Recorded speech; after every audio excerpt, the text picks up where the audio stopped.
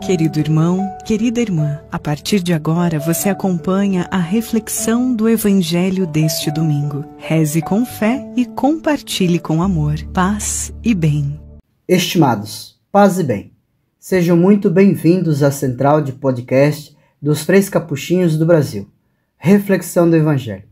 Eu sou o Frei Wilson e falo diretamente da Fraternidade Mãe de Deus, Porto Alegre, Rio Grande do Sul. Com o coração aberto, eu te convido a ouvir a narrativa do Evangelho que diz: Naquele tempo, Jesus disse aos fariseus: Havia um homem rico que se vestia com roupas finas e elegantes e fazia festas esplêndidas todos os dias. Um pobre chamado Lázaro, cheio de feridas, estava no chão à porta do rico. Ele queria matar a fome com as sobras que caíam da mesa do rico. E, além disso, vinham os cachorros lamber suas feridas. Quando o pobre morreu, os anjos levaram-no para junto de Abraão. Morreu também o rico e foi enterrado. Na região dos mortos, no meio dos tormentos, o rico levantou os olhos e viu de longe a Abraão com Lázaro ao seu lado. Então gritou: Pai Abraão, tem piedade de mim. Manda Lázaro molhar a ponta do dedo para me refrescar a língua, porque sofro muito nestas chamas. Mas Abraão respondeu: Filho, lembra-te que tu recebestes teus bens durante a vida, e Lázaro, por sua vez, os males. Agora, porém, ele encontra aqui consolo, e tu és atormentado. E além disso, há um grande abismo entre nós. Por mais que alguém desejasse, não poderia passar daqui para junto de vós, e nem os daí poderiam atravessar até nós. Estimados, veja que a narrativa do Evangelho começa direcionando o foco da mensagem aos fariseus. E quem são os fariseus? São aqueles que se consideravam como os que melhor observavam a Torá, em todos os seus pontos, ou seja, a mais estrita observância. Eram aqueles que tinham como convicções de fé a crença em anjos e também na ressurreição. Verdades que não eram admitidas por outros grupos, como os saduceus. Mas há aqui um detalhe. Mesmo que Jesus tenha iniciado a sua parábola direcionando-a aos fariseus, o interesse maior são os discípulos. É para os discípulos que Jesus conta a parábola, pois os evangelhos foram escritos primeiramente com a finalidade de fortalecer a fé dos discípulos. Deste modo, os discípulos é que precisam aprender com os ensinamentos contidos na parábola. Porém, os fariseus são mencionados pelo fato de terem em suas convicções a crença na ressurreição. Contudo, após a ressurreição de Jesus e a proclamação deste fato pelos seus discípulos, eles não aderem, mas, pelo contrário, perseguem os que aderiram. Para compreender melhor, vejamos os pormenores da parábola. A parábola começa com a informação de que havia um homem rico. O texto não diz o nome desse rico.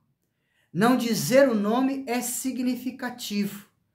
Nele se enquadram todos aqueles que têm tais atitudes, que fizeram do dinheiro, dos seus bens, o seu Deus, como nós ouvimos no Evangelho de domingo passado, pois não se pode servir a dois senhores. Veja que o texto realça as características externas do homem rico. Vestia roupas finas e elegantes e dava festas esplêndidas todos os dias. Versículo 19. O pobre, por outro lado, tem nome, Lázaro, que significa Deus ajudou. ele recebe também as suas características. Estava cheio de feridas, portanto, estas eram as suas roupas, e ficava no chão, à porta do rico, para comer as migalhas dos pães, as quais eram destinadas aos cães. Versículo 20. Este Lázaro não é o mesmo que Jesus fez reviver, irmão de Marta e de Maria. Porém, podemos pensar que o fato de atribuir a esse pobre o mesmo nome daquele é sugestivo. Acredito que seja até intencional da parte do evangelista Lucas. E por que é intencional? Porque no texto a reflexão gira em torno da vida pós-morte. O evangelista João, no capítulo 5, versículo 29, ajuda-nos a entender quando diz que uns ressuscitarão para a vida eterna e outros para a condenação eterna. Em síntese, é isso que está contido e descrito na parábola que nós ouvimos. Por isso, é bem sugestivo o pobre ter o mesmo nome daquele que Jesus devolveu à vida, pois, ao lhe devolver a vida, antecipa com gesto o mistério da ressurreição. Além do que, este fato motivou o seguimento de muitos judeus, mas também foi motivo para que os chefes dos sacerdotes e os fariseus tramassem a morte de Jesus, como bem coloca o evangelista João, ao dizer no capítulo 11, versículo 53, que a partir daquele dia, daquele momento, eles resolveram matar Jesus.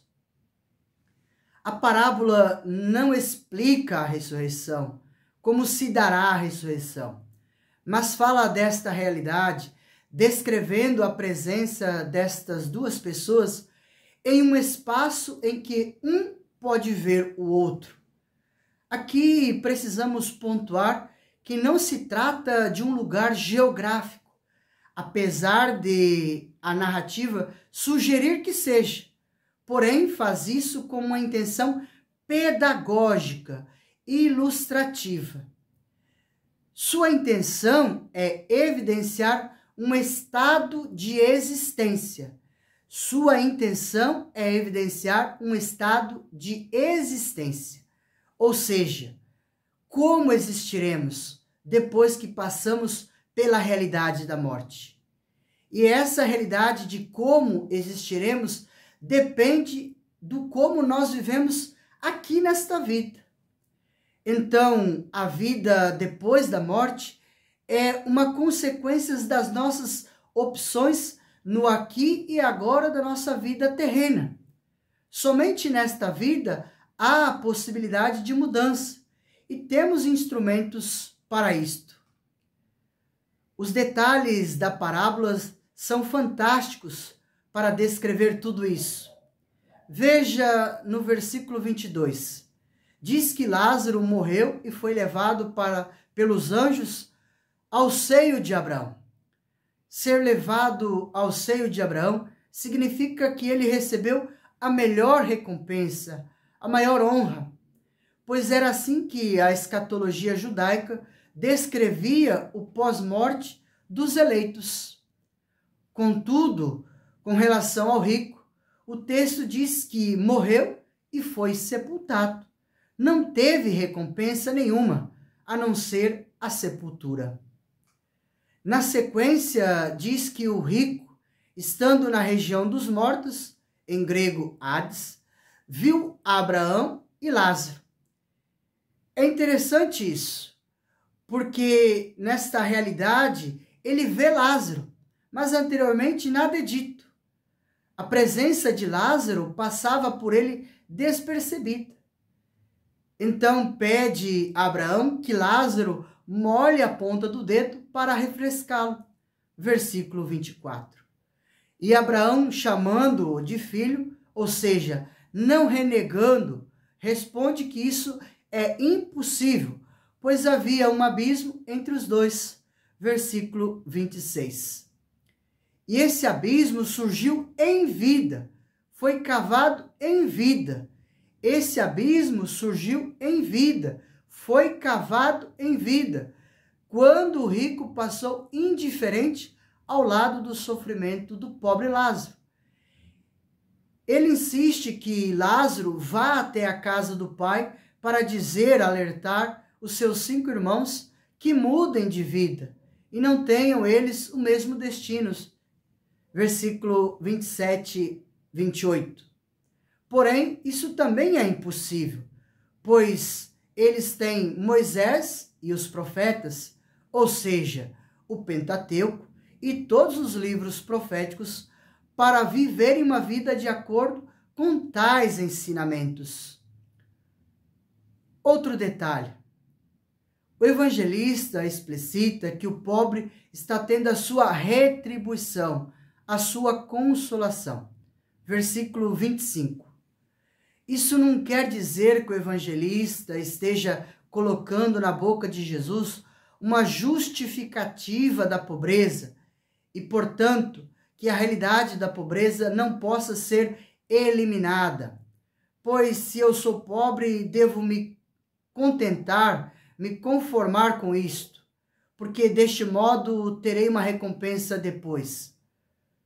Ou ainda, justificando o sofrimento aqui na terra em vista de uma recompensa no céu. Não é isso. Ao falar desta recompensa, o evangelista está reforçando o modo de existência. Viver como pobre, só ter Deus por consolo, e não os bens deste mundo, que podem, por minha opção, me afastar dele. Por isso que afirmamos anteriormente que a intenção é pedagógica, é ilustrativa na parábola. É evidenciar um estado de existência e não um lugar geográfico. Ela precisa descrever como se fosse para que nós possamos compreender, mas isso é por causa da nossa limitação e necessidade perceptiva e cognitiva. O recurso utilizado é falar daquilo que não compreendemos por meio de elementos que compreendemos. A centralidade está em evidenciar que a vida que teremos depois da nossa morte está intimamente ligada às opções feitas aqui, e principalmente para com os mais fragilizados. Assim, a pergunta que está contida no Evangelho, sem fazê-la, é: eu consigo ver ou eu quero ver as necessidades dos que convivem ao meu lado, ao meu redor, dos empobrecidos, daqueles a quem a vida não é favorável? Estou sendo, enquanto cristão, aquele que lhe é favorável? Pois, como diz a frase atribuída a São João Crisóstomo, se eu não consigo ver Jesus nos pobres, pode ter certeza de que não conseguirei vê-lo na Eucaristia. A pergunta continua: eu tenho a Deus por consolo? Ou aquilo que eu possuo já é o meu consolo, a minha retribuição? Eu busco nas Escrituras as orientações para bem viver e viver plenamente quando chegar o meu dia de partir para a eternidade? Tudo isso faz parte dos ensinamentos da parábola. Que a liturgia deste final de semana ajude-nos a viver a nossa fé. A todos, paz e bem. Você acabou de ouvir mais um programa da Capcast, Central de Podcasts dos Capuchinhos do Brasil. Paz e bem.